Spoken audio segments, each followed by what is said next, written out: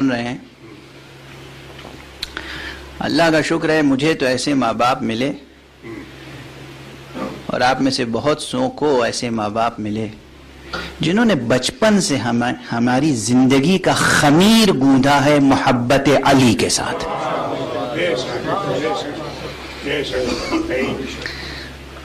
اٹھتے بیٹھتے اللہ ایک، پنجتن پانچ، امام 12، معصوم 4.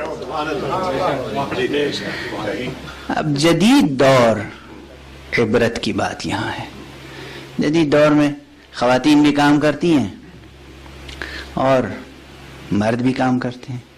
باپ کو بھی جاب پہ جانا ہے، ماں کو بھی جاب پہ جانا ہے، اور ظاہر ہے کہ افزائش نسل بھی ضروری ہے. تو بچوں کو پیدا کر کے ٹی وی کی آغوش میں ڈال دیتے ہیں، ٹیلی ویژن کی آغوش میں. جب بچوں کو کارٹون کی گود میں پالا جائے گا تو بچے کارٹون نہیں بنیں گے تو کیا بنیں گے؟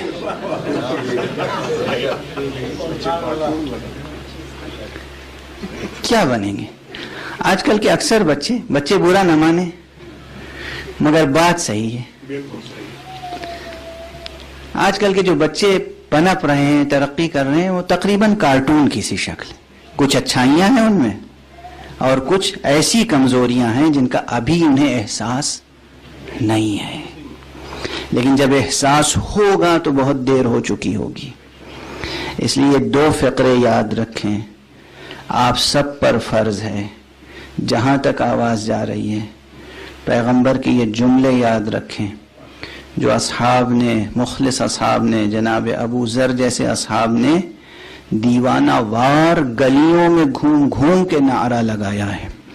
ایک بار ایک جملہ یہ کہ پیغمبر نے فرمایا ادبوا اولادکم علی حبی، تم اپنے بچوں کی تربیت کرو میری محبت پر، یعنی محبت رسول.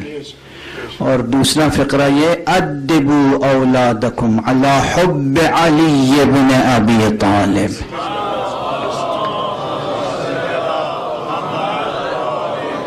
اپنے بچوں کی تربیت کرو، ادب سکھاؤ، ایجوکیٹ کرو انہیں.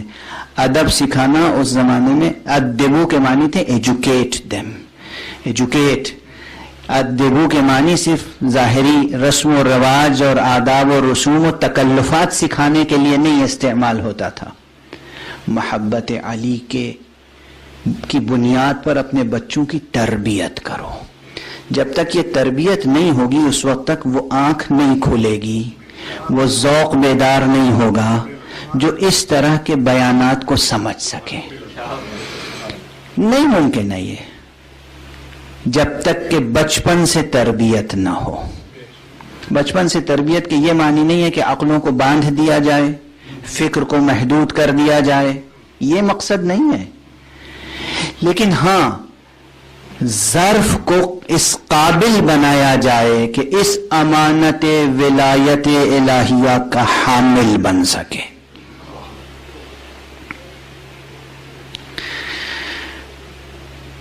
اس وقت یہ باتیں بالکل گراں نہیں گزریں گی. پھر میں عرض کروں، پرسوں اسی ہال میں، اسی ممبر کے مقابل میں ایک صاحب ایسے تشریف فرما تھے کہ جب میں فضائل امیر المومنین علیہ السلام پڑھ رہا تھا تو ان کے چہرے پر عجب تاثرات پیدا ہو رہے تھے، جیسے وہ سوچ رہے تھے یہ کیا پڑھ رہے ہیں، کیا باتیں کہہ رہے ہیں.